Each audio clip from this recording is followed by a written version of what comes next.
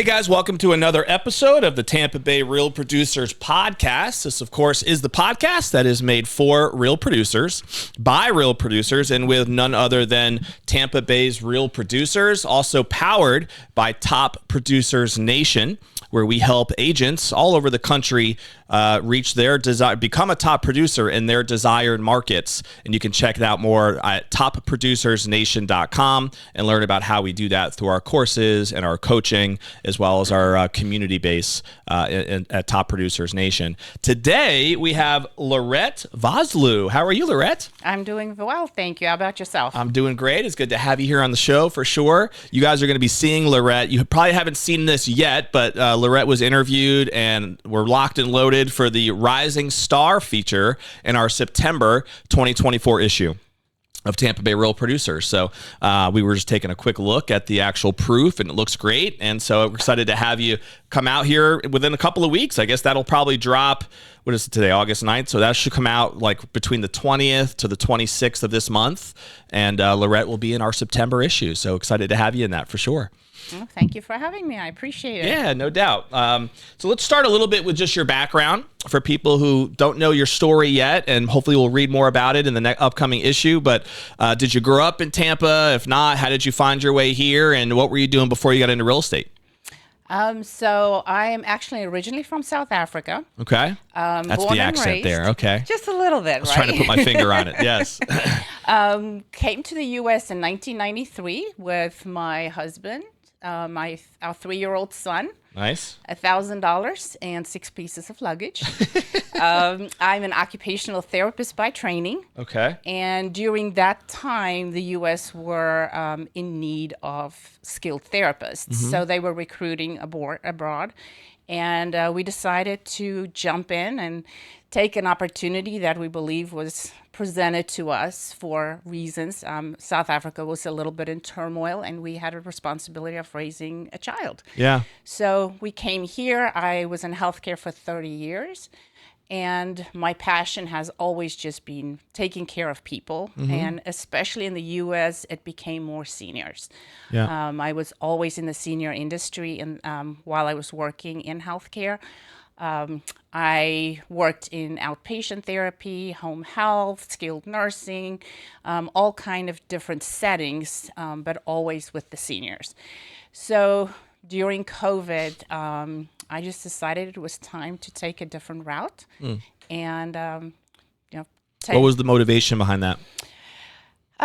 Just really with the corporate world, the focus switched so much over years. Yeah. From taking you away from direct patient care and being able to care for the patient, but it was always bottom line driven, which I understand. Businesses need to make those decisions. Yeah. But that's not why you were in the business. That's not where my heart is. My heart is taking care of people. Yeah. And I just felt that was getting further and further away. Mm-hmm. And I think it was just an opportunity where I decided, let's just do it and try. I've always loved real estate, always loved... I had a little interior decorating business with my best friend years ago. Okay. It's just something I've always loved. So I figured, Did you ever think you'd get a license, or was that always kind of in the back of the head, or? Not really. Yeah. It was something that I just loved, like a hobby. Sure. Always picking up the magazines, looking at things. Mm-hmm. Remember the old days where you could pick up a magazine and look at it? I do, especially on the airplanes, flying from city to city. Yes. So it was just always a high interest. And it just made a lot of sense to me when I started researching, realizing that you could actually specialize in servicing the seniors in real estate. Mm-hmm. And become a senior real estate specialist. Yeah. So to me, it's almost just taking that passion. You had a built-in niche there for sure. Yes, just taking the passion and, kind of funneling it a different way. So you got licensed in 2020, you said? December 2020, I took my licensing exam. Yep. And I started January the 2nd, 2021. So you mentioned earlier that you also had, whether it was a hobby or something you actually put a lot of full-time focus into, you had this interior design business. So technically becoming an agent wasn't like your first experience as an entrepreneur, it sounds like, right? You had a little bit of experience of what it was like to run a business, I guess, because being in the healthcare, space all those years, you were, I'm assuming, an employee, and that's just a different different mindset, I would think, in general, in terms of going from that to having to now build up a commission-based business. And was that a shock at all for you, or do you feel like you were prepared for it? Well, go back a little bit in my healthcare. I actually had a very, very, very dear friend of mine. I was initially working for corporations. Okay. Then I started working with an amazing entrepreneur that she started a healthcare company. Okay. It was outpatient therapy, and it just grew into a multi-million-dollar company. Gotcha. So she really inspired me a lot when you think about that entrepreneurship. I learned so much from her. Like, how do you plan? How do you execute? And a lot of it is just really building relationships. The only way just like any other business, right? Exactly. Yeah. So really that background in combination of like my little side gig with my friend was, I think putting those together with passion really kind of was an easy transition. That makes sense. And so when you got into, well, even before we dive into real estate, I just want to touch a little bit more on your experience growing up, you said in South Africa, right? So you met your husband there? Correct. Okay. And so were you, growing up there, did you experience a lot of that turmoil and stuff that was happening as far as the political, environment and a lot of the violence even that was happening in South Africa? Was that something you had to deal with day to day, or was that kind of away from your experience? I would say that we were aware of it. Yeah. But to be honest with you, the big thing that happened that really pushed us to make the decision, because we kept on getting this opportunity presented to be able to venture out and come to the U.S. But there was an assassination of a big political leader. Sure. And he was Black. So there was this big movement because they were doing funerals in different cities. And where we lived, my husband had to drive into Johannesburg to go work. Okay. And there were riots like crazy. He called me when he got to work. This was before cell phones. He called me. And you said you left there in 93, is 93, that right? Okay. Yeah. And Nelson Mandela years were right around there, weren't they? After that. It was after right that. After that. That's right around the time that he was going to get released. Okay. And my husband called me and he said, I drove on the way to work. On the sidewalks, they were barbed wire to keep riots from going into, breaking into the storefronts. Yeah. And he was a good almost an hour away from where I was sitting at home with my son at that point, because they closed the school. I was working in the school system then. And I just remember the fear of being far away from him. Sure. And then furthermore, two roads away from where we lived, the marches were going to the rugby stadiums for this funeral. And it was not the actual funeral. They were just gathering. And, you could hear them chanting through the streets. Yeah. Sitting locked up in my house, hearing that, feeling those emotions, being far away from my husband and my family. It can be frightening. It was frightening. Yeah. It really was. And when he got home from work that night, I looked at him, I said, why? We have this opportunity. It was an extremely hard decision because our whole families were there. Yeah. Is most of your family still there now? Yes, my family, my mom is still there. My dad passed, and my sister with her family is still there. Okay. My husband's brother is in Johannesburg, but his sister is in Vancouver. Okay. But yeah, it's just. Did your husband also grow up there? Yes. Okay. He's from Johannesburg. Okay. Have you gone back, since often, or what's your connection to it now? We go back as often as we can. Yeah. If you have not been, I have not. It's on my list, though. You gotta have it on your bucket list. Definitely something I want to go check out. Oh my goodness! It is one of the most beautiful countries. Yeah. And it is 1.5 times the size of Texas. Okay. So it's not a huge country. Sure. But it's got all the Texas beauty. is a pretty big state. So. Exactly. I definitely want to go check it out sometime. Yeah. I've had it on my list for a while. If you honestly take all the beauty you have in this country of ours and you put it in a country 1.5 times the size of Texas, that's what you have. You've got the beaches, you've got the mountains, you've got, it's just gorgeous. Yeah. The weather, is it similar to like a tropical style No, actually, there's 4 very distinct seasons. Is there? Okay. And I grew up in Connecticut, so I mean, I'm used to the 4 seasons up there as well. Yeah, very distinct. But the one thing people are very surprised is in the most southern, it's the most southern part of Africa. Yeah. But on the beaches, there are actually penguins. Oh, really? Wow. So you do get all the different dynamics, yep. huh? So it's that cold. And then great white sharks in the ocean, huh? Exactly. And then you've got That's the big why they like the penguins. They go where the penguins are, right? Right. Well, that's neat. I definitely want to check it out at some point. And I guess the environment there now, is it pretty safe? Is it? Do you feel any issues at all now when you go, or is it you're pretty comfortable there? No, the way I explain it to people, it's just like everywhere else. Yeah. There's going to be pockets, safe areas, right. And there's going to be areas that you should not go. Sure. But I've got several friends that have gone back and visited in the last year or so, and everybody that goes just can't stop talking about it. Yeah. We went last year. My mom turned 80, and we went for her 80th birthday and had Happy birthday, moms. That's a big one. It was a fabulous time. And you know what? When you go, we should move back. Have you ever done real estate there at all? Well, I actually facilitated with the help of my wonderful sister, the sale of my mom's home there. Okay. Very different. Do you have to be licensed as an agent to do that there? Yes. You do? Okay. Because some countries, we had somebody else on the show who does some real estate in Italy, and he was like, you don't even need to have a license there to be able to practice. You're basically like a real estate consultant, and anybody can do it pretty much. Yeah. That's interesting. So it's a little different, but it sounds similar to what it is here down in South Africa. Yeah, it's in a way similar, but there's definitely different practices than what we're used to in Florida. Sure. Okay. So let's go back to your story of you got yourself licensed in 2020. Was that with Coldwell Banker at the time?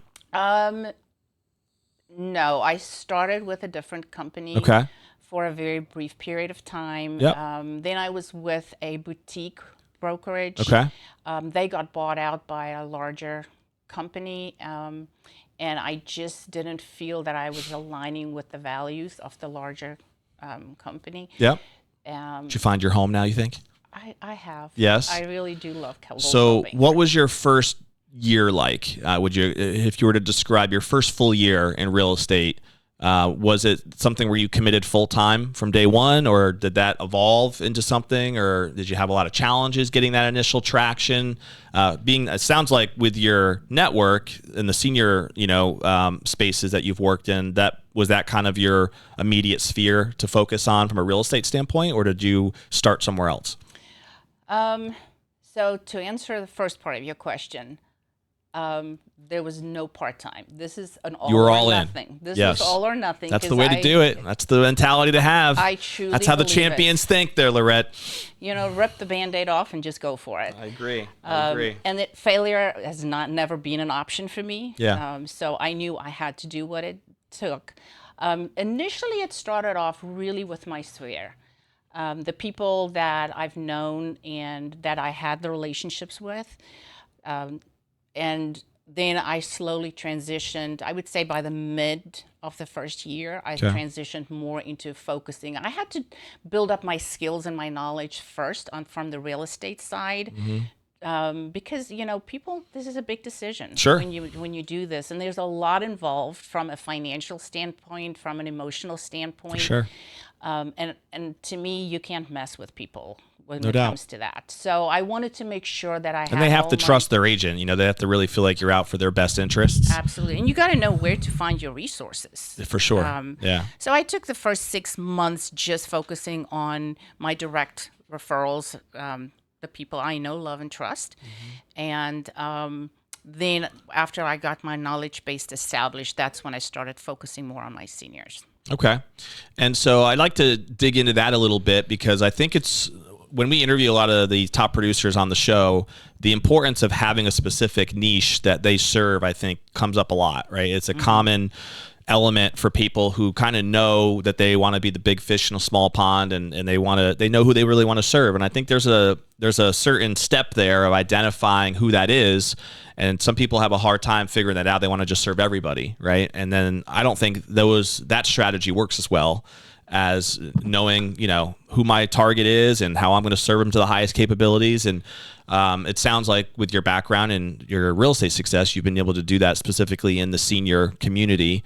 So let's talk a little bit about what you've learned, or, you know, what you feel like are some best practices in serving that niche specifically, whether it's attracting, serving them, different needs maybe that they have that another person might not, general public. Are there some distinctions there that you feel like you've learned and that's helped you over the last few years? Absolutely. You know, I think the first thing is that you touched on is finding your niche. And I don't think you need to try and replicate anybody else. Mm-hmm. You need to, number one, identify where your passion is. Because if you follow your passion, you will find the right niche. Mm-hmm. For instance, I know that I'm not a conflict person. Mm-hmm. So I will never work with divorcees because I don't like the conflict management of things. Some other people might thrive in that, right? Exactly. So I think that's the number one thing with the niche is finding your passion and following that. And then what is so different with the seniors is, you know, I work a lot with them where they transition from their home that they've lived in for 20, 30 years into a retirement community, which I'm going from a 3,500 square foot home to a 900 square foot place. And I've got all these wonderful collections and belongings that I have that has a lot of sentimental value to me, and a lot of times that I got to give up. And where do I start? A lot of memories there too. So that's even more emotional because the longer you're in a home, the more memories are attached to it, you know? Exactly. And unfortunately, especially if you had a family there and you had your kids grow up there. Right. You know, and then you've got, when you think about it, your kids are grown up. They've got their own families. They've got their own household set up. They don't have a need for the items that you have grown attached to. Right. And they don't have room for it. So where do you go with all of that? So that's a big thing, is that separation, physically separating, but then that emotional separation, giving up independence, giving up their ability to, you know, control a lot of things. And I think there's such a misconception out there about what retirement living looks like. I think let's pop some of those misconceptions. What do you think some of them are? It's a place where you go to wait and die. You know, honestly. That's an ugly way to put it. It really is. But I think that's a lot of people look at it when you look at nursing homes. Right. They look at retirement living as a nursing home place where there's nothing to do. You're going to sit there and... But it's really not at all. Oh my gosh. Not in the good ones. No. They're always doing something. There's always all kinds of stuff to stay busy. You know, honestly, Don, if I could move into one of those places today, it's amazing. That's right. And that's kind of, you know, the process, working through that with them to say, you know, while you can make that decision yourself, make it. Because otherwise someone else is going to have to make that for you. And you may be going to end up somewhere where you don't want to be. And to your point, it's like cruise ship living on land. A lot of them. And everything is done for you. And you work so hard your whole life. Now is the time to relax and enjoy the fruits of your labor. And they love those shuffleboard courts over there at the community centers. The line dancing, you know, you can they have a start blast. taking art classes. There's so much you can do. You know, but then also there's cases where it's people making those conscious decisions, which is fantastic that they're doing that, because I always have to compliment them on taking ownership of your life and making that decision. But then you do run into situations where they waited too long. You know, maybe dementia has set in.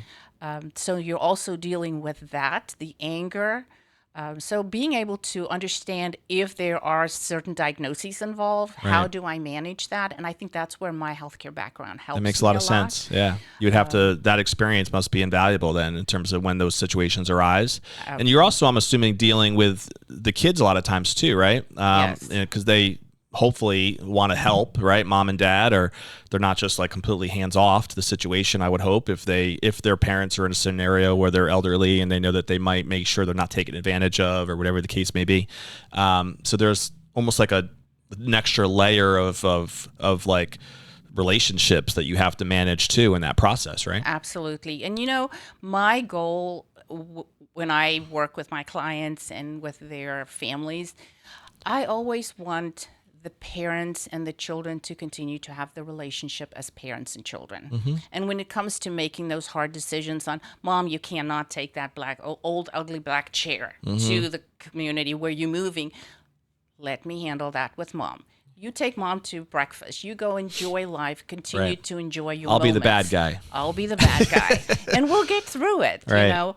And I think that but to your point is, I got to build that trust and relationship, not just with my client, but also with their families. No doubt. Because often they're out of state.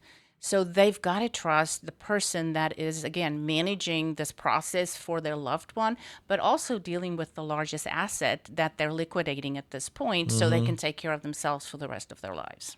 Yeah, no, I can see there's a lot of moving parts there, and having that, and that's why positioning yourself with your background. You're mentioning you were an occupational therapist. I'm assuming those skills probably come into play too. Oh yeah, just that ability to be a great listener and really, you know, I can tell just from communicating with you, like you have a presence about you where you seem very genuine and very authentic with your ability to connect. So I could see why somebody would trust you pretty quickly, right? And learn how to hopefully, you know, build that empathy is how I would put it, where they feel like you're really in it for the right reasons. You're there to help them. No, thank you. And that is honestly, that is how I am. Yeah. Because I love what I do, and I feel I create family with every person that I interact with.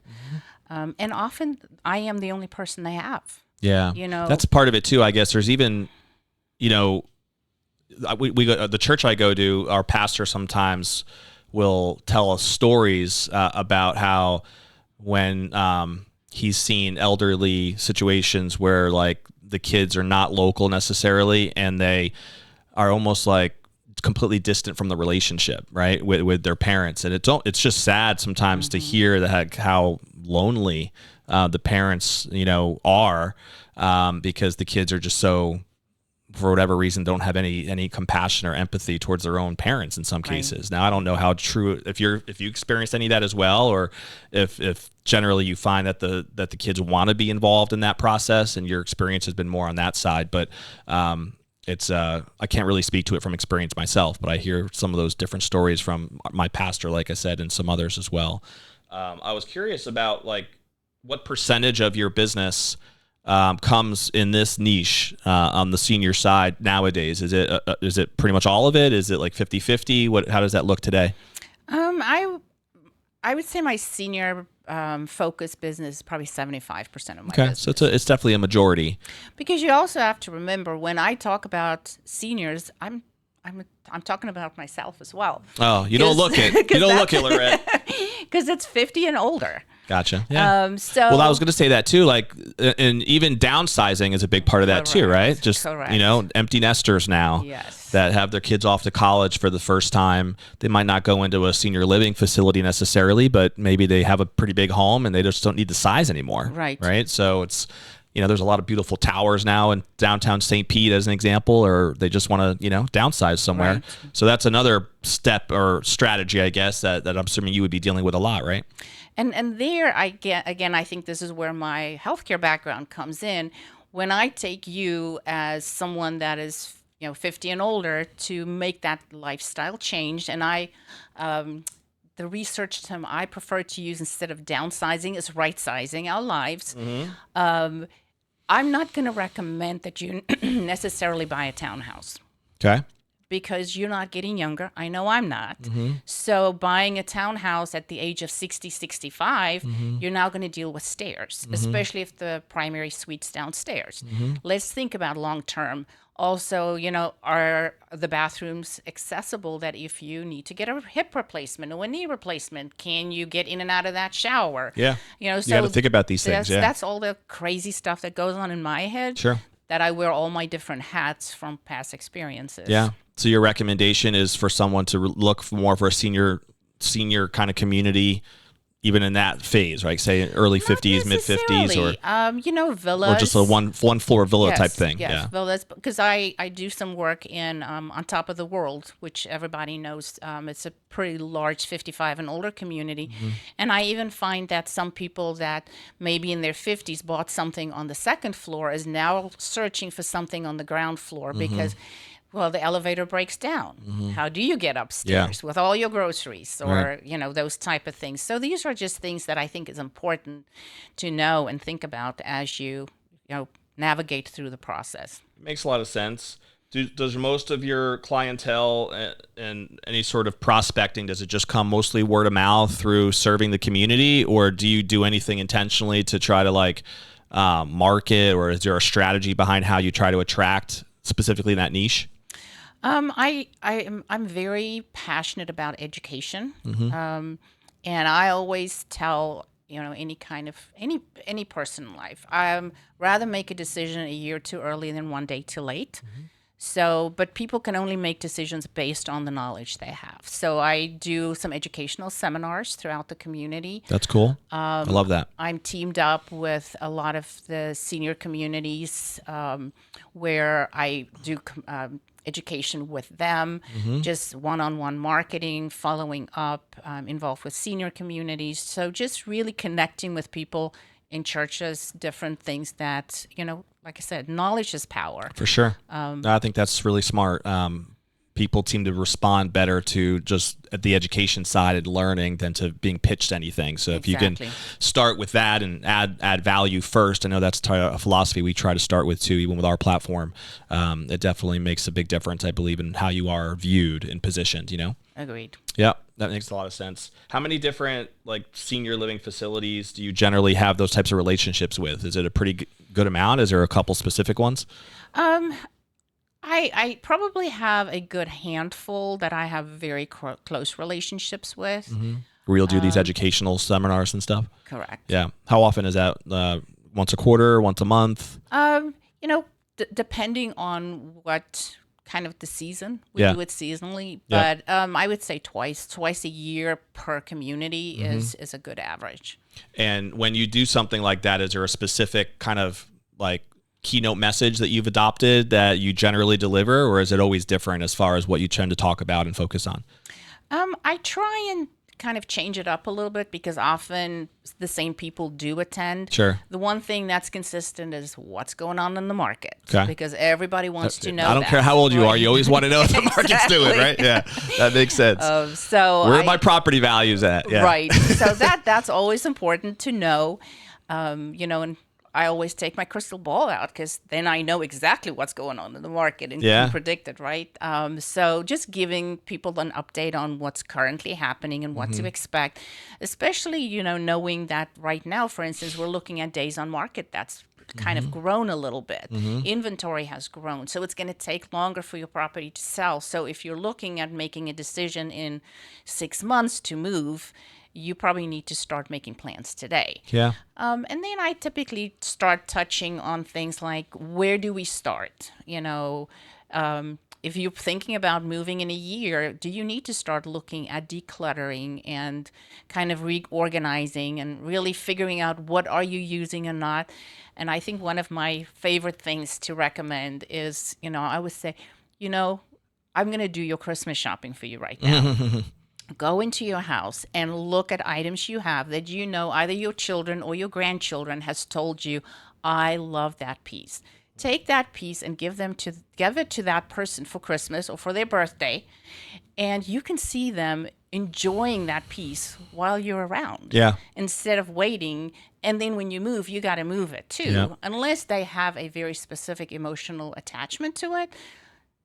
See someone else enjoy it now. And that makes a lot of sense. That's part of the process, and just taking that one step at a time. For sure. Then it's less overwhelming when you need to make those big decisions. Yeah, that's a good tip. I like that. I was curious too, in terms of being that we're in Florida, and this is for many people, when they retire anywhere in the country, they end up in Florida, right? It seems like that's been for many decades the plan. Have you experienced that where you have some sort of a network where you're bringing a lot of out-of-state people that are moving down here for the first time, and being that you kind of are specialized in that age demographic. Has that been a source of business for you as well at all? Not as much as I would like it to be. That is one of my goals for this year, is to really focus on that more. I've really just connected with agents from different states to at least educate them, and some of the networking that I've done. Makes sense. Yeah, I'm sure there's probably some like intentional marketing strategies that you can adopt or dive into that would maybe target those types of audiences, or figuring out a way for you to identify what does that market look like, and at what age are they looking to retire, or maybe even figuring out like, these people just retired, so they're more likely to want to move. Like I'm sure there's all kinds nowadays. You can, with technology, you can figure out everything, So I'm sure there are some strategies that can be doing that. I wrote down too, like just a question revolving around, do you find yourself getting involved with like probate situations at all, and dealing with probates, and then helping with estate sales and all of that side of things? Is that something you've had experience with? So probate, not as much, but my philosophy is, especially if I connect, when I connect with my seniors or I connect with the family members, I'm your one-stop shop. Come to me, because I am teamed up with very trustworthy and reliable resources that can help, from doing the estate sales to the clean outs to handyman to whatever needs to be done to get that house show ready, but also to help with the transition. So instead of saying, well, here's you go ahead and try and figure it all out, I've got lists of short lists of resources that I connect them, that they know that already has been vetted. Which makes life easier. And that's where that trust comes from again, is firms, all those vendors get kind of vetted through that lens of who you recommend. So Correct. That makes sense. A couple minutes here, we'll just switch gears to some other questions on the personal side for people, again, to get to know you a little bit if they haven't met you yet.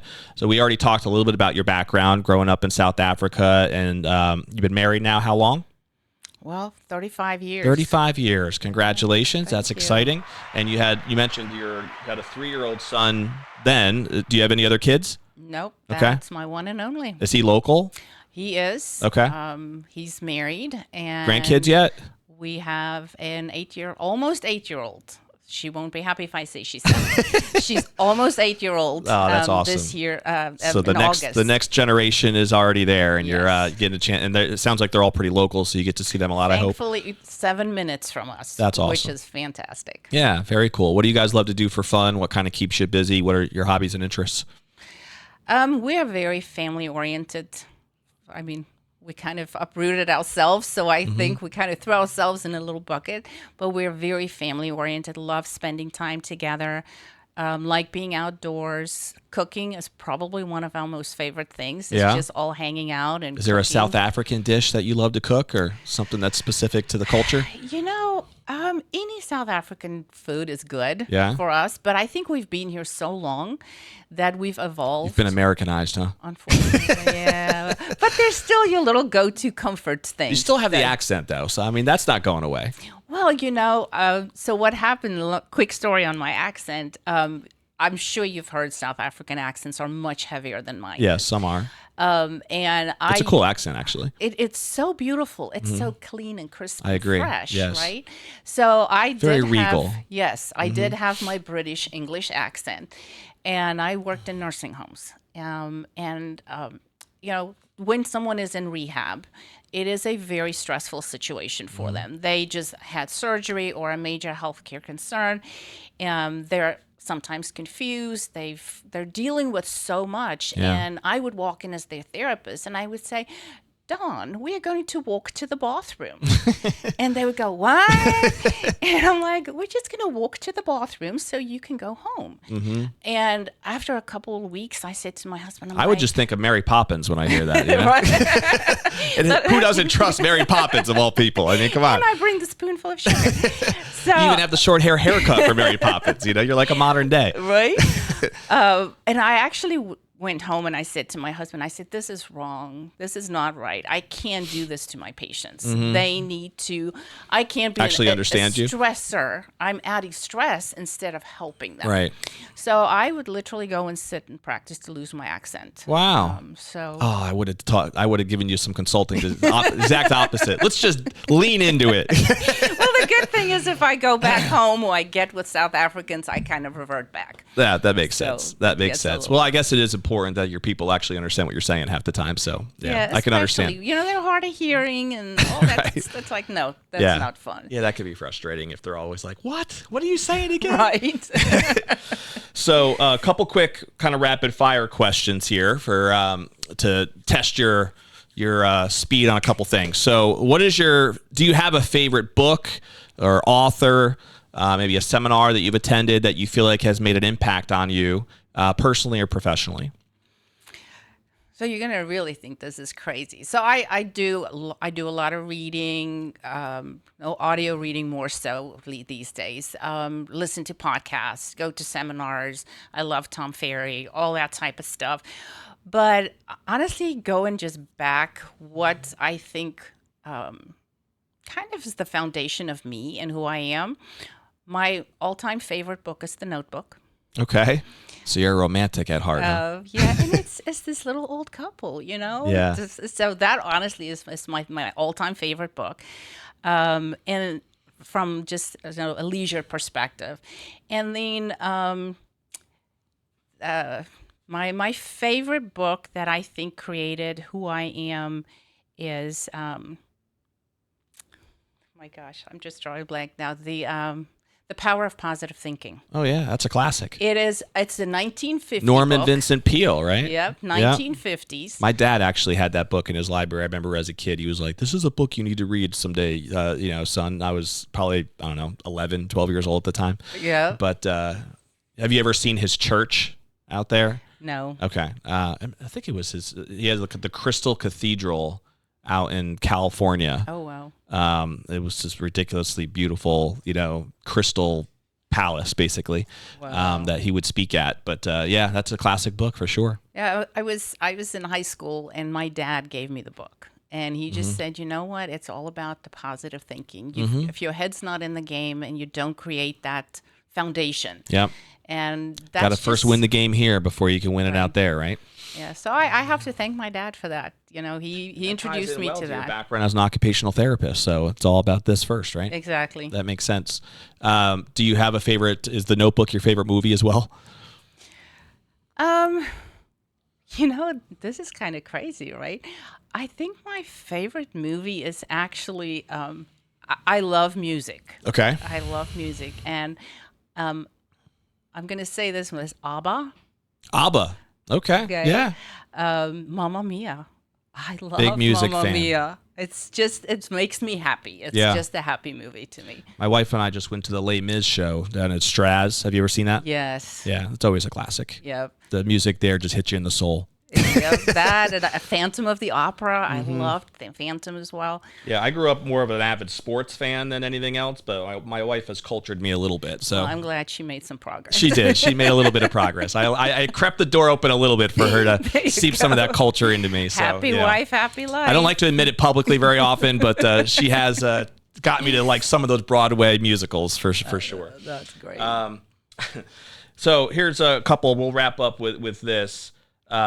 I always like to ask what I call the legacy question for people to kind of let them ponder for a second on what's most important, to them. And when you think about, when you're on that rocking chair one day and you're thinking about your legacy and what you'd want to be most remembered for, what do you think are the most important things for you that you'd want to be most remembered for? And this is, I know it sounds so cliche, but there's just that I made a difference. I just want to be known for caring and always putting others ahead of anything else. Yep. Having a caring heart, a loving heart, and being true, being transparent, and someone that people could trust. Very cool. Well, I barely know you, but I trust you already. So I enjoyed our conversation today. I really felt like I can feel your, like I said, empathy and compassion for what you do.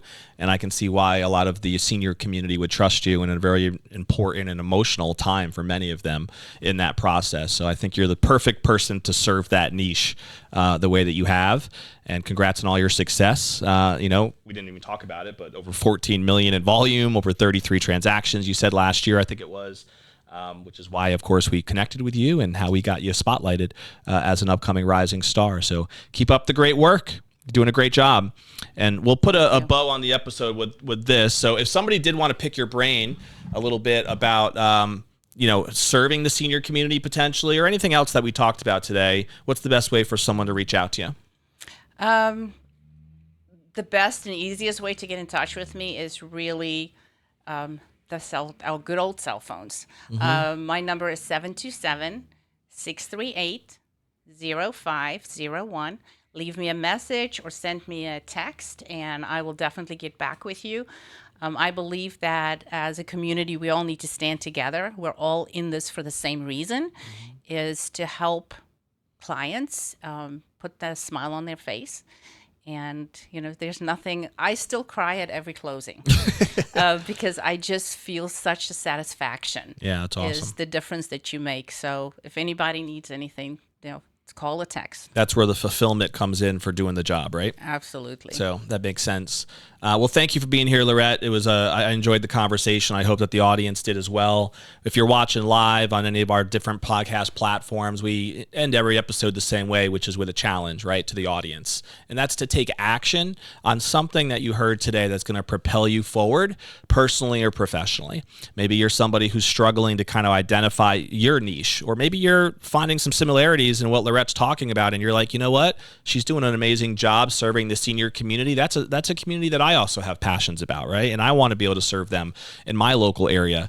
There's a lot that we had discussed today that hopefully you can take from, and maybe you have to have a conversation with someone like Lorette to pick her brain a little bit more on how she's done it and what she continues to do to serve them at a high level. Or maybe it was a trigger for you that you need to identify what your passion is, right? And what your niche is going to be. Because as I said to Lorette earlier, in my experience in interviewing these top producers, that is really where it starts with many of them, and becoming successful is deciding specifically who they're passionate about serving. And then, of course, creating your entire brand around that, right? And so if that's something you need help with, that actually is the first principle that we talk about at topproducersnation.com. We can dive into that with you if you feel like you just want to talk more about it and need some more help in that area. But take action, do something, check out the notebook if you have to, but take an action step to be able to move forward. And if you do that, then the time you invested in listening to this, watching this, is going to make it worth it. And that's really the objective of why we have this podcast in the first place. So we, of course, will see you on the next episode of Tampa Bay Real Producers. If you don't already subscribe, by the way, just click the button. That way you're notified every time a new episode drops, which is weekly. Every Friday, we drop a new episode. And check us out again at topproducersnation.com. We'll see you later. Bye. Hi, my name is Elizabeth Colon. I am with LPT Realty, and today we're here at the Real Producers event at the Whiskey Cake. We are talking today about how to be consistent in every market. I personally cover the Riverview market all the way until Parrish, Florida. And I enjoy working with the Real Producers because they highlight all the agents that have been working hard behind the scenes. Thank you for having us.